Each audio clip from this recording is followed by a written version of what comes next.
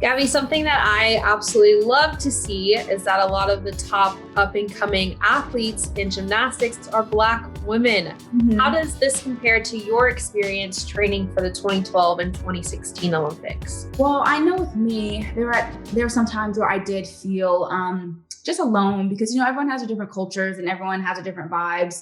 And you always, at the end of the day, like when you look to someone, you always want to embody that person. You always want to have similarities to those people. I did have Dominique Doss, who I looked up to. Obviously, we weren't in the same age group because I was literally not born when she was competing in the Olympics. But, you always want to have someone where you can, you see that person and it's you. Even though everyone's mentally prepared for the Olympics, there still is a possibility that it could get canceled. What do you think would be the ramifications if the Summer Games did get canceled? Geez, I can't even imagine that mindset because I haven't been there. Both Olympics I went to, there's no pandemic, nothing was canceled. It was like, this is on. And just to prepare and train for so long, and then it's like, oh, it's canceled. And then you're saying, okay, should I go? Which then you could possibly get burnt out. And then you're saying, okay, I should take a step back. Am I going to get lazy? Is my endurance going to be the same? So it's kind of like those conflicting and just very like uncertainty that goes to the mindset, but also too, like even the Olympics, the very thing you train for is like, oh, is it going to happen? Is it not? It's very disheartening as an athlete. Gabby, your most recent post on Instagram was a photo that said, spend time with people who are good for your mental health. And you're often posting messages about being mindful of your well-being and your mental health. And speaking to the latest conversation in the sports world around mental health is Naomi Osaka taking a stand to protect her own mental health. How impactful was that decision to you? And how do you think it affects other athletes moving forward? Well, honestly, I feel like I'm on a rock because I've been just dealing with myself because coming from the last Olympic Games really did a number on me. And so just coming from that and really healing myself, healing my mind and my body.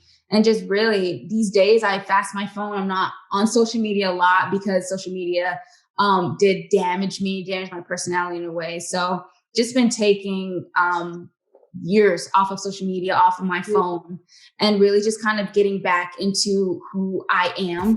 I would say, as far as Naomi, every person knows what they need to do to fix themselves, to heal themselves, and everyone's different. And for me, I know as being an athlete, we go through so much already. So if you feel you need to take time off, you feel like you need to step back, 100%, that's up to that person. And no one can really understand but that person. But I can definitely relate. If you feel like you need to take a step back, then that's what you need to do.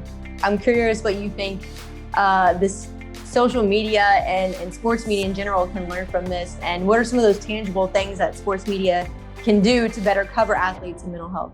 I would say, because, we always go through so much. And I would say as best as you can have 100% full pieces, because I know there were so many stories and pieces written about me that were not 100% true. And there were so many pieces going on behind the scenes that no one knows to this day.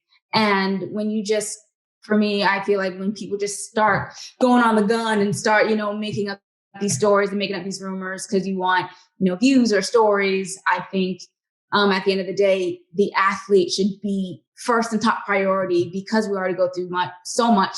Because we're doing this for everyone, for our country, I think there should be a lot of consideration where it comes to what you write, what your words can do to a person, and just be so mindful about what you put out there because words are very powerful.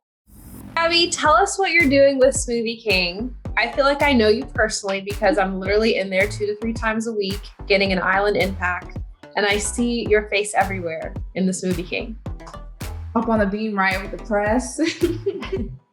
Well, honestly, I've been a long time Smoothie King fan. I remember just going to Smoothie King after practice because me and my best friend wanted to we really were focused on feeling our bodies after practice. So I have teamed up with Smoothie King, and I'm so excited to be a part of the relaunch of the hydration watermelon smoothie, which is filled with whole ingredients. It's vegan.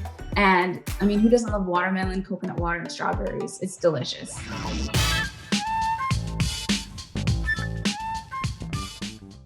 Hey, sports fans, if you want to watch more sports seriously, be sure to check out these clips right here. And make sure you're subscribed to the channel to see all the great content from us here at USA Today Sports.